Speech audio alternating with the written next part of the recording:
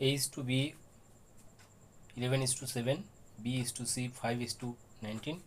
Then what is the value of A is to B is to C?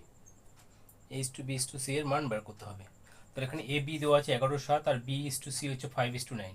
এক্ষেত্রে কি আছে, যখন A B C আছে এরকম বার করতে হবে, সেক্ষেত্রে দুটোর ক্ষেত্রে বি এর মানটাকে সেম করে নেব।